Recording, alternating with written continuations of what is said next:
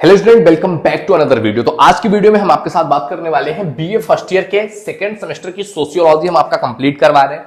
Unit number 3 चालू है इसमें और आज है हमारा डे नंबर 2। डे नंबर 1 पर ऑलरेडी हमने बात कर लिया है। अगर आपने नहीं देखी वो वीडियो तो जाकर के जरूर देख लीजिएगा। हमारा यूनिट नंबर 3 है सांस्कृतिक और जातीय विविधता भारत में, भाषा, जाति, धर्म इस आधार पर। तो पिछली वीडियो में हमने देखा था कि भारत किस तरीके से अलग अलग चीजों में भिन्नताएं भारत में है, चाहे वो जो है भौगोलिक भिन्नता हो, भाषा का हो, संस्कृति का हो, समाज का हो, कला का हो, ये भिन्नताएं हमने देखा है पिछली वीडियो में। आज की वीडियो में हम डिस्कस करने वाले हैं उन भिन्नताओं के बावजूद भी भारत में उन चीजों में एकता कैसे, क्योंकि अगर इतनी भिन्नताएं हैं तो एक साथ रहना मुश्किल हो जाएगा ना। तो उन भिन्नताओं के बावजूद भी भारत में इतनी एकता क्यों देखने को मिलती है? तो आपको पता है भारत यार विविधताओं का देश है। भारत में राजनीतिक तौर पर, सामाजिक तौर पर, धार्मिक तौर पर, भाषा के तौर पर, प्रजाति के तौर पर बहुत सारी भिन्नताएं देखने को मिलती है। लेकिन इन सबके बावजूद भी भारत कश्मीर से लेकर के कन्याकुमारी तक एक भारत है।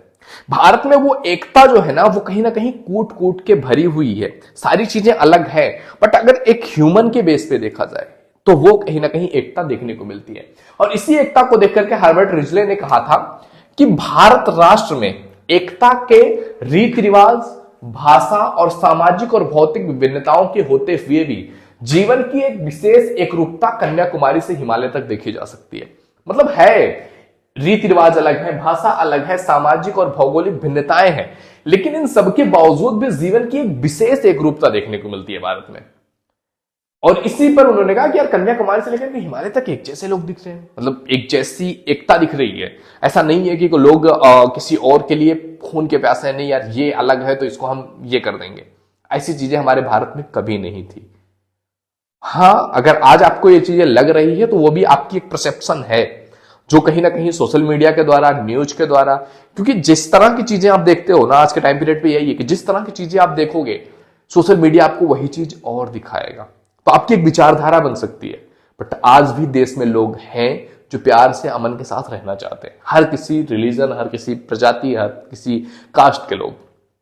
कुछ लोग अपने राजनीतिक फायदों के लिए लोगों का मिसयूज करते हैं, तो हमें अभी समझदार होने की जरूरत है थोड़ा सा। अब हमारे देश में भौगोलिक विभिन्नताएं तो हमने देख लिया कि किस तरीके से भौगोलिक विविधताएं हैं। हमारा देश उत्तर में पूरी तरह से हिमालय पर्वत है, दक्षिण में आप देखोगे कन्याकुमारी है, समुद्र है, राजस्थान में आपके मरुस्थल है, असम, बंगाल में इतनी बारिश होती है कि पूरी बहुत ज्यादा बारिश होती है। इसके बावजूद भी अगर आप देखोगे भारत में कहीं पर ऊंचे ऊंचे पर्वत हैं, कहीं पर समुद्र है, कहीं पर मरुस्थल है। अगर आप देखोगे तो उत्तर में भारत के हिमालय है, दक्षिण में दोनों तरफ से समुद्र से घिरा हुआ है। आप अगर बात करोगे मरुस्थल में तो राजस्थान है, जहां पर दूर दूर तक लोगों का जीवन नहीं है। तो इन सारी चीजों के बावजूद भी हमारे देश में एकता जो है वो कहीं बाहर से नहीं है, वो हमारी एकता हमारी आंतरिक एकता है। हम अंदर से एक हैं। हमारे भारत देश के चारों तरफ जो भी चीजें हैं, चाहे हिमालय हो उत्तर से रोक रहा हो, दक्षिण से जो समुद्र है वो हमारे दुश्मनों से सुरक्षा कर रहे हैं, वो हमारे लिए हैं। और उसके बाद भी अगर कोई दुश्मन हमारे देश में आ रहा है तो हम ये नहीं सोचेंगे, अगर हम दक्षिण में रहते हैं, कि यार उत्तर में आया है ना तो उत्तर वालों को मारेगा या उत्तर में प्रॉब्लम होगी। हम पूरे देश के लोग मिल करके उससे लड़ने के लिए रेडी होंगे। या कोई और देश हमारे देश पे अटैक कर रहा है तो ये हम केवल नहीं देखेंगे कि उत्तर साइड से कर रहा है या दक्षिण साइड से कर रहा है तो उन लोगों को मरने दो, नहीं, पूरा देश एक हो जाता है। तो भौगोलिक परिस्थितियां कुछ भी हो, उन भौगोलिक परिस्थितियों को भी हम अपना मानते हैं कि यार उत्तर में जो हिमालय है ना वो हमारा है, भले ही हम दक्षिण में रह रहे हो। पश्चिम बंगाल है ना, उधर साइड है, फिर भी वो हमारा है, अगर हम जो है पूरब में भी है तो। समझ रहे हैं? तो ये कहीं ना कहीं भौगोलिक अनेकता के बावजूद भी भारत में एकता का प्रचार प्रसार करता है। दूसरी चीज अगर बात करें भाषा की एकता, भारत में अनगिनत भाषाएं हैं यार। हमने पिछली वीडियो में डिस्कस किया था, कुछ 1632 भाषाएं भारत में बोली जाती हैं मातृभाषाओं के रूप में। लेकिन भारत में प्रमुखता से जो भारतीय संविधान ने 8वीं अनुसूची में लिखा हुआ है उसमें 18 भाषाओं को महत्व दिया गया है। पिछली वीडियो में मैंने 15 बोल दिया था, थोड़ी सी गलती हो गई है। 18 भाषाएं हैं भारत में अभी इस समय, क्योंकि अपग्रेड किया गया है उस चीज को। पहले 15 ही थी, अब 18 भाषाएं भारत में हैं। तो भाषाओं की अनेकता है, अलग अलग भाषाएं लोग बोलते हैं। लेकिन भारत में कुछ ऐसी भाषाएं हैं जो बहुत ज्यादा प्रचलित हैं, जैसे कि आप हिंदी हो सकता है, उर्दू हो सकता है, इंग्लिश है। तो ये भाषाएं भारत में कुछ ज्यादा ही प्रचलित हैं।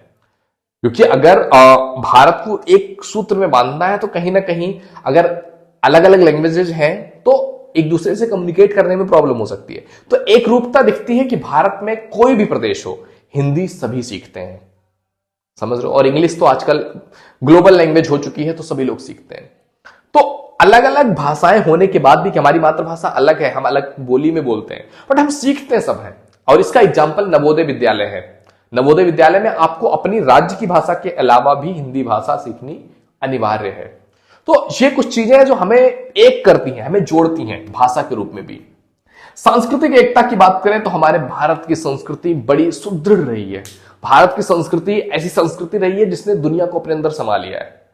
भारत पे जब भी कोई देश, कोई दूसरे कंट्री से या दूसरे जगहों से लोग आते गए, अपनी संस्कृति लेकर के आते गए, चाहे वो यवन हो, चाहे हूण हो, चाहे शक हो, चाहे मंगोल हो, चाहे मुस्लिम एम्पायर हो, चाहे अंग्रेज हो, हर एक कंट्री से, हर एक जगह से जो कल्चर आया ना, भारतीय संस्कृति ने उसको आत्मसात किया है। लेकिन फिर भी अपना जो मूल ढांचा है ना, उस मूल ढांचे को नहीं खोया है।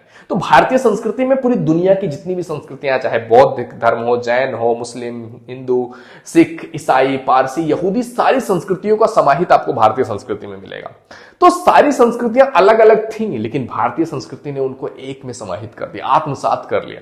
तो भारतीय संस्कृति अलग अलग होने के बावजूद भी दुनिया की संस्कृतियां भारत में आके वो सारी संस्कृतियां एक रूपता ले लेती हैं। अगर हम सामाजिक एकता की बात करें तो भारत में यार, आप राजनीतिक रूप में कुछ भी बोल लो, समाज में आज भी लोग एक रूपता दिखाते हैं। आज भी जो आपस में लोगों की दोस्ती है, आपस में लोगों का रहन सहन है, उनका जीवन स्थल है, वो बहुत सुदृढ़ है। हाँ, बड़े लेवल पे बहुत देखा जा रहा हो कि यार हाँ ये हो रहा है, ये हो रहा है, यहाँ ये हो रहा है। हम न्यूज चैनल्स या सोशल मीडिया के थ्रू बहुत सारी चीजें, निगेटिविटी देखते हैं। पर जब हम अपनी रियल लाइफ में देखते हैं, यार मेरा तो दोस्त है या मेरे पड़ोसी है, ऐसा तो नहीं है कुछ, ये हमें कहाँ की चीजें दिखाई जा रही है।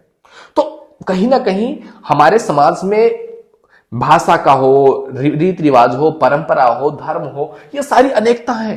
बट कहीं ना कहीं हमें अपने समाज में, हमें लोगों के बीच में वो अपनेपन की, वो हम की भावना कि हम भारत के लोग हैं ना, तो कोई भी हो, किसी भी रिलीजन, धर्म, कास्ट, हम सभी एक हैं, वो भावना आ जाती है, हम की भावना। तो सामाजिक एकता भारत की पहचान रही है। कला की एकता, देखो यार, कला एक ऐसी चीज है ना जो आपको एकता के रूप में जोड़ देती है। कला आपकी किसी गेम में भी हो सकती है, कला आपकी नृत्य हो सकती है, कला आपकी चित्रकला हो सकती है, कला आपका साहित्य में हो सकता है। तो इसमें हम रिलीजन, कास्ट, भाषा, इनसे ऊपर उठ जाते हैं। जैसे कि आप अभी देख सकते हो, क्रिकेट हो गया, अब उसमें किसी भी धर्म का बंदा जाएगा, वो एक साथ मिल करके रहेंगे, एक साथ एक दूसरे की सपोर्ट करेंगे, एक देश के लिए खेल रहे होंगे। आप आईपीएल देख सकते हो, एक एक फ्रेंचाइजी में दुनिया के अलग अलग कंट्रीज से लोग आते हैं, फिर भी एक दूसरे से कम्युनिकेट करते हैं, एक दूसरे के लिए पूरी जान लगाते हैं, एफर्ट लगाते हैं, अपनी टीम को जिताने की कोशिश करते हैं। तो वो एकता कहां से आई है? कला से। कला एकता देता है। और भारतीय जनता की एकता तो सर आंखों पे है।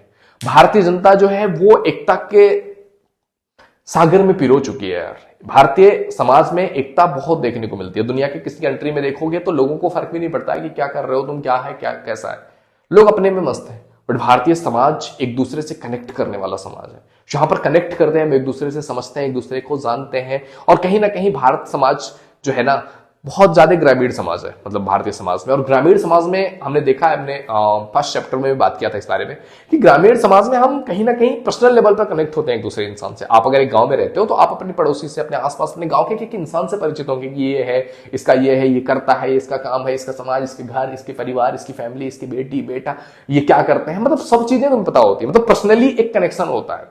तो ये सामाजिक एकता को बहुत बढ़ावा देता है। तो भारतीय जनता की एकता तो भाई नेक्स्ट लेवल पे है।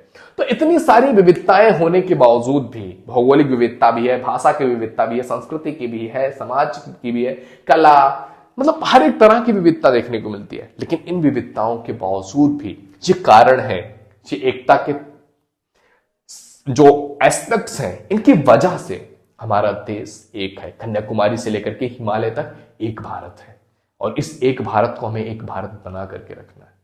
ओके मेरे दोस्त, तो आज की ये वीडियो थी। आई होप वीडियो अच्छी लगी होगी। वीडियो पसंद आए तो लाइक जरूर कीजिए। पहली बार चैनल पे आए तो please visit the channel. If you think it is valuable तो आप सब्सक्राइब कर सकते हैं, एंड आने वाली वीडियोस का नोटिफिकेशन मिलता रहे, इसके लिए चैनल को सब्सक्राइब करके बेल आइकन जरूर हिट कर लीजिएगा। ओके, मिलते हैं आपसे अगले वीडियो में।